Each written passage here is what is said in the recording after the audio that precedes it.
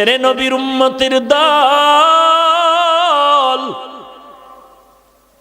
ওই মা যার দুনিয়ায় নাই, তোমার নামের শেষে একটা শব্দ লাগানো আছে পয়গম্বরের পক্ষ থেকে, তুমি ইয়তীম। এতিমের দাম কত জানো? আমার মায়ার নবী রাহমাতুল লিল আলামিন দুনিয়াতে এসে আব্বাকে আব্বা বলে ডাক দিতে পারেননি।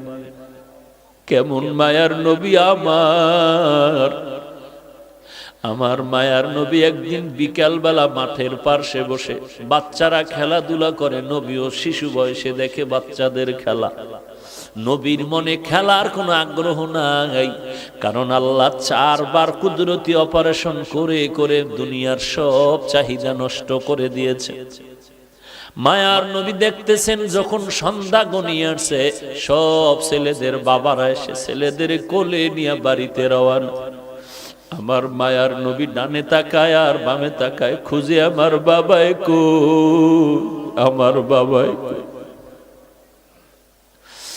আমার নবী চোখের পানি ছেড়ে কান্না করেন, এই ছেলেদের বাবা আছে, আমার বাবাই কই।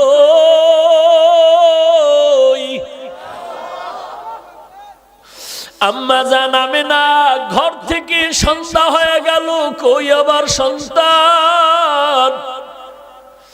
ঘরের দরজা খুলে বের হইয়া লোকদের দেখে বলে, দেখো বাবা, আমার সন্তান মুহাম্মদের তোমরা দেখছো নাকি? বলে, মুহাম্মদকে ভালো করে চিনি না, তবে একটা ছোট্ট বাচ্চা দেখছি রাস্তার কিনারায় আব্বা আব্বা বলে কান্না করতেছে। মা আমেনা দৌড়াইয়া চলে গেলে মায়ার নবীর এক শিশু নবীর কোলের মধ্যে জড়ায় নিলে। মায়ার নবী মায়ের কোলে জড়ায় বলে, আম্মু বলো আমার বাবাই কই। আমি সব ছেলেদের দেখলাম বাবায় কোলে নিয়ে আদর করে, বলো আমার বাবারে তো আমি দেখতে পারলাম না। আমেনা চোখের পানি ছেড়ে কয়, রে সন্তান, তুমি দুনিয়াতে আসার আগে তোমার বাবা ব্যবসা করতে গিয়া আর বাড়িতে ফেরত আসতে পারে নাই। মায়ার নবী বলেন, আম্মা আমার বাবার কবরটাকে একটু দেখাইবা, আমি বাবার কবরের কাছে একটু সালাম দিতেছে। মা আমেনা দৌড়ায় চলে গেলেন দাদার কাছে, আপনার নাতি তার বাবার কবর দেখতে চায়। দাদায় অনুমতি দিয়া বলে, দাসী উম্মে আয়মান আর আমেনা সহ রওনা হয়ে যাও, দেখাইয়া নিয়ে আসো। ঘোড়ার পিঠে বা উটের পিঠে 3 জন লোক রওনা হয়ে গেল, নবী বাবার কবর দেখবেন। যাইতে যাইতে বাবার কবরের কিনারায় গিয়া মা আমেনা ডাক দিয়া কয়, সন্তান, ওই গাছের নিচে তোর বাবার কবর। মায়ার নবী একটু লাফ দিয়া পড়িয়া বাবার কবরের কিনারায় চোখের পানি ছেড়ে কান্না শুরু করলে। আল্লাহ পাক ফিরিস্তা পাঠায় কয়, তাড়াতাড়ি আমার বন্ধুরে সরায় দেও, কারণ আমার বন্ধুর কান্না আসমানও সহ্য করতে পারে না, জমিনও সহ্য করতে পারে না, আমি আল্লাহও বরদাস্ত করতে পারি না, ফিরায় দাও। মায়ার নবী কান্না করে বিদায় বেলা যখন রওনা হয়, কিছু দূর যাওয়ার পরে মা আমেনা বলে, এই উম্মে আয়মান দাসী, বাহনটাকে থামাও, আমার পেটে ব্যথা শুরু হয়ে গেছে। মা আমেনা মাটিতে পড়ে গেলেন, ছটফট করে আর চোখের পানি ছেড়ে কান্না করে শেষ বিদায়ের বেদনা শুরু হয়ে গেছে। ডাক দিয়া কয়, দাসী উম্মে আয়মান, আমার কলিজার টুকরা সন্তানটার একটু আমার বুকের উপরে উঠায় দাও।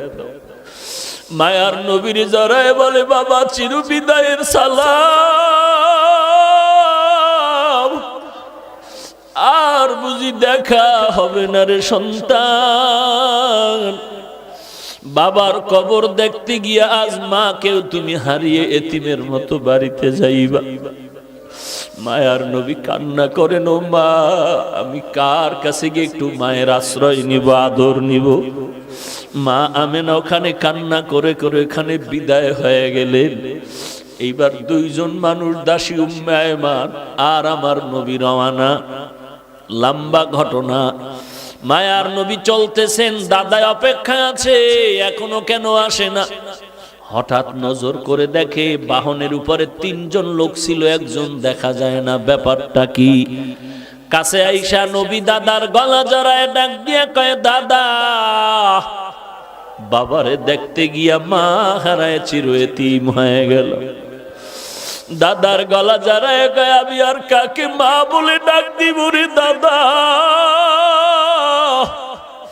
এরে যুবক, ওই এতিম নবীর উম্মত, এই জায়গায় কত এতিম ছেলে আছো, মা নাই, বাবাও নাই। ওই মায়ের চেহারাটাও কি মনে পড়ে না রে সন্তান? ওই মাকে কত কষ্ট দিয়া চোখের পানি ফালাইছো,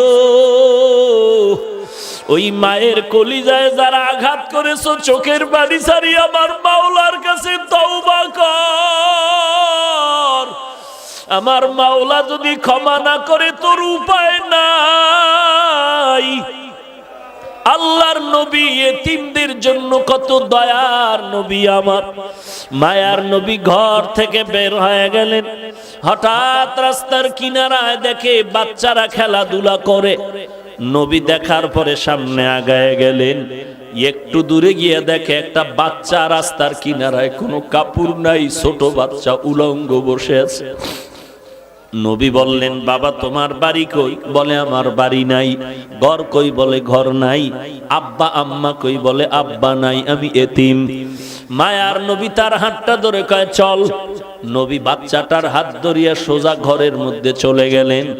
আম্মা জান আয়েশা রাদিয়াল্লাহু আনহাকে বলেন, আয়েশা, এই বাচ্চাটা আমাদের সন্তান, মনে করে এরে সুন্দর করে গোসল করায়া দাও। আম্মা জান আয়েশা বাচ্চাটারে গোসল করায়া দিলেন। মায়ার নবী একটা বড় চাদর নিয়ে 2টা টুকরা করে বাচ্চাটারে সুন্দর করে পড়ায়া দিলেন।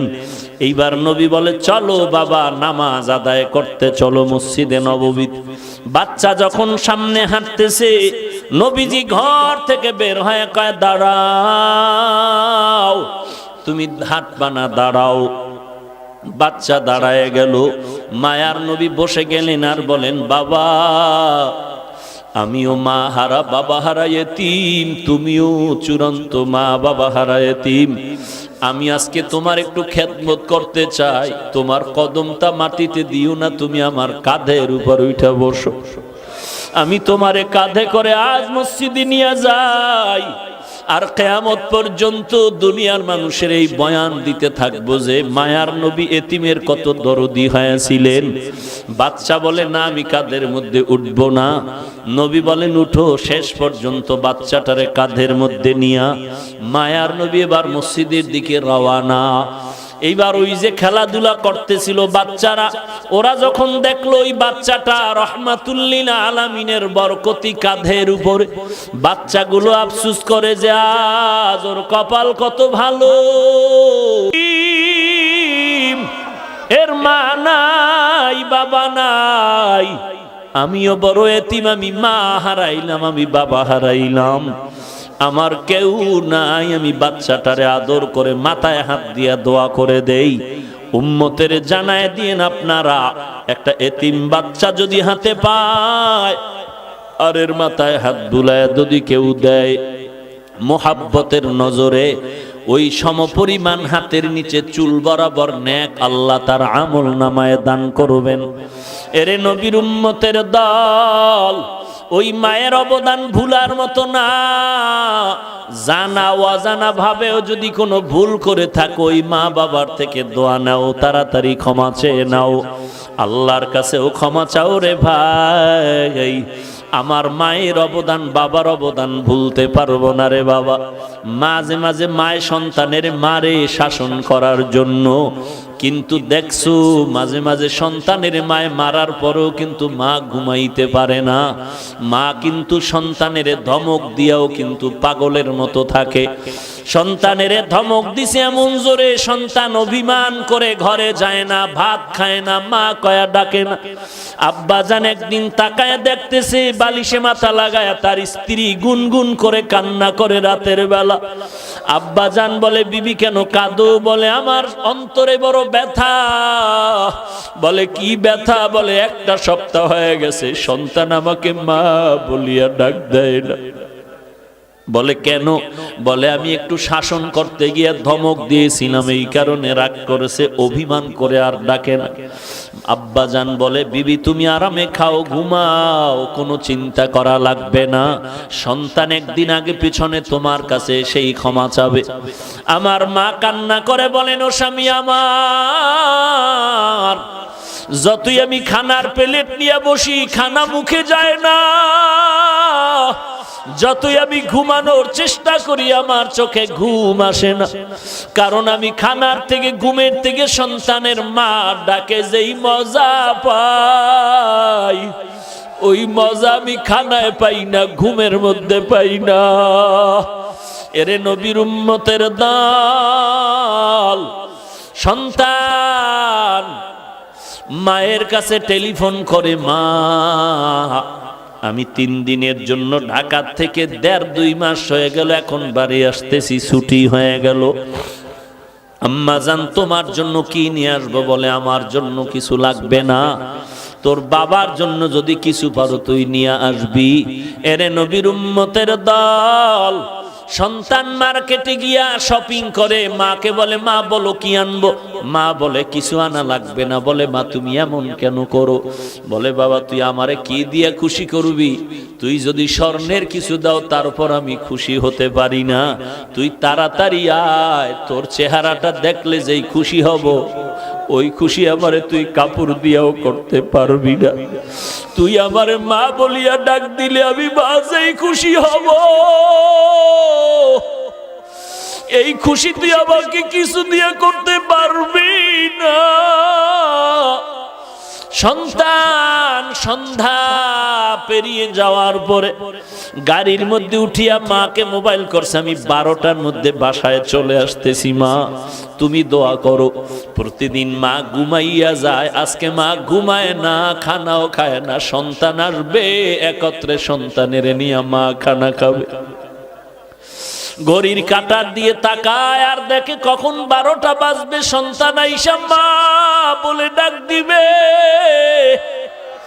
মা ঘড়ির দিকে বারবার তাকায়। এরকম দেখতে দেখতে 12টার কাঁটা ঘুরিয়া সামনে আগায় গেল। মা বলে, কি ব্যাপার, কোনো যানজটে পড়লো নাকি? এইবার চিন্তা গভীর হচ্ছে, বাবায় ঘুমায়। এবার মা ডাক দিয়ে কয়, আমার আব্বাজানকে ধাক্কা দিয়ে কয়, ছেলে এখনো কেন আসে না? 12টা বেজে 1টা বেজে গেল, এত দেরি কেন? একটু টেলিফোন করো। বাবারে উঠায় দিল। আব্বাজান টেলিফোন করে সন্তানের মোবাইলে, রিং হচ্ছে, কোনো রিসিভ হয় না, কেটে যায়, বারবার কেটে যায়, বারবার কেটে যায়।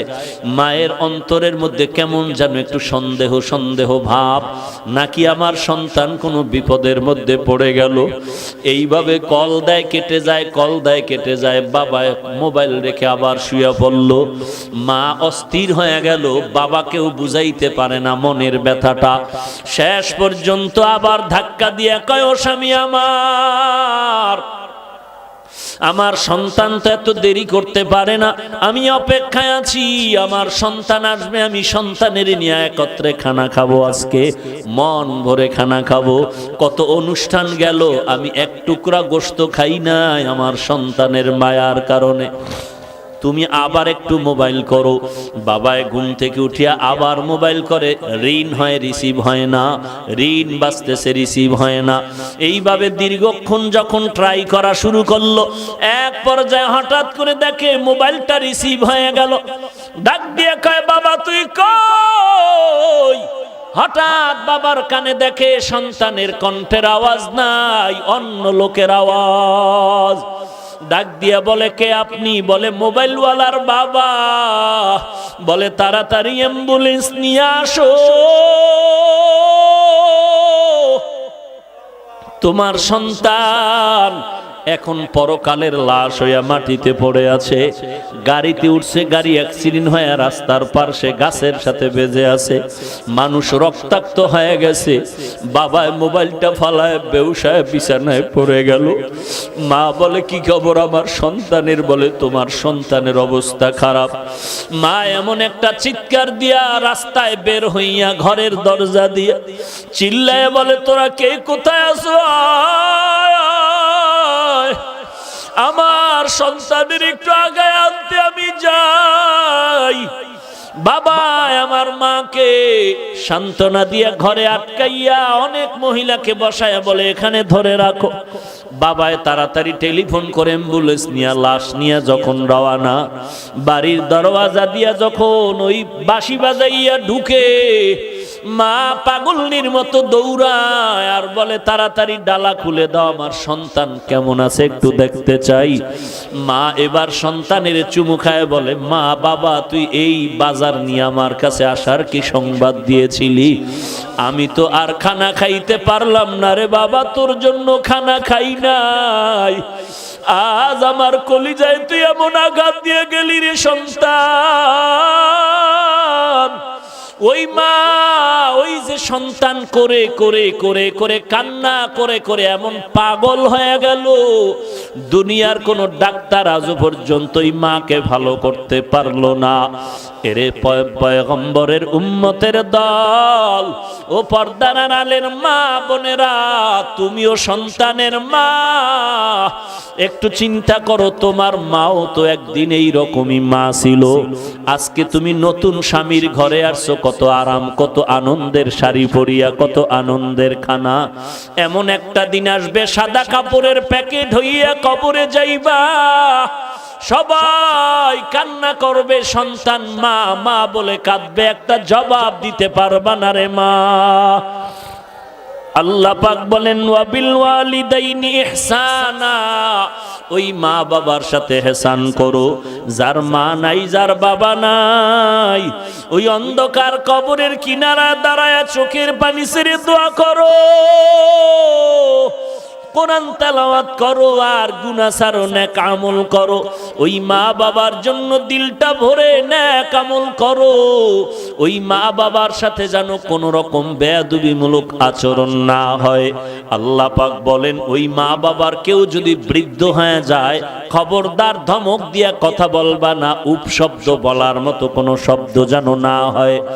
এরে নবীর উম্মত, যদি কথা বলতেই চাও সুন্দর ভালো আচরণ করো, এমন ভালো ওয়াকুল লাহুমা কাওলান কারীমা, এমন সুন্দর আচরণ করো। সুন্দর ভালো ব্যবহারের মানে হলো মা যেই ভাষাটা সহজে বুঝে ওই ভাষায় তুমি কথা বলো নরম ভাবে, এটাই হলো কাওলান কারীমা, আয় লাইয়িনান সাহলা, নরম নরম ভাষায় কথা বলো। ওয়াকফিজ লাহুমা জানাহাজ যুল্লি মিনার রাহমা, তোমার বিনয়ের ডানা মা বাবার জন্য বিছায়া দাও অনুগ্রহের সাথে। অর্থাৎ ডানা মানে মানুষের তো কোনো ডানা নাই, পাখির ডানা হয়। আল্লাহ কেন বললেন সন্তান তুমি বিনয়ের ডানা বিছায়া দাও? তার মানে পাখির ডানার মধ্যে সব শক্তি, ডানাটা যখন ধরে ফেলে পাখিটা দুর্বল। তোমার ডানা মা বাবার জন্য বিছায়া দাও মানে জীবনের সব কিছু মায়ের জন্য বাবার জন্য বিলীন করে দাও। তাও আবার মিনার রহমা, মানুষের চাপে না, সমাজের চাপে না, মিনার রহমা অনুগ্রহের সাথে। মনের মধ্যে কষ্ট নিয়ে মানুষকে দেখানোর জন্য করবা না, যা করবা দিলের মোহাব্বত নিয়ে করবা। অকুর রব্বির হামহুমা কামা রব্বায়ানি সগীরা, ওই মা বাবার জন্য প্রাণ খুলে আল্লাহর কাছে কান্না করে দোয়া করবা। ওই মা বাবার জন্য রব্বির হামহুমা, আল্লাহর কাছে সব সময় দোয়া করবা, আল্লাহ আমার মা বাবাকে তুমি রহম করো, মাফ করো, দয়া করো, যেমনি ভাবে তারা আমাদের উপরে দয়া মায়া করেছিলেন। এরে নবীর উম্মতের দল, একবার পারো কুল হু আল্লাহ সূরা আলহামদু সূরা দরুদ শরীফ পড়ে দোয়া করো। যদি দুনিয়াতে যার মা নাই বাবা নাই, যদি অন্যায় করে থাকো, ওই কবরের কিনারায় গিয়ে একটু দোয়া পড়ো, কান্না করো, চোখের পানি ছেড়ে দোয়া করে যদি ক্ষমা চাও, আল্লাহ পাক চোখের পানির বদৌলতে তোমার জীবনের সব গুনাহ মাফ করে দিবেন। ওই মা বাবার জন্য দোয়া করো, নিজেও কিন্তু আল্লাহর কাছে তৈরি হয়ে যাও।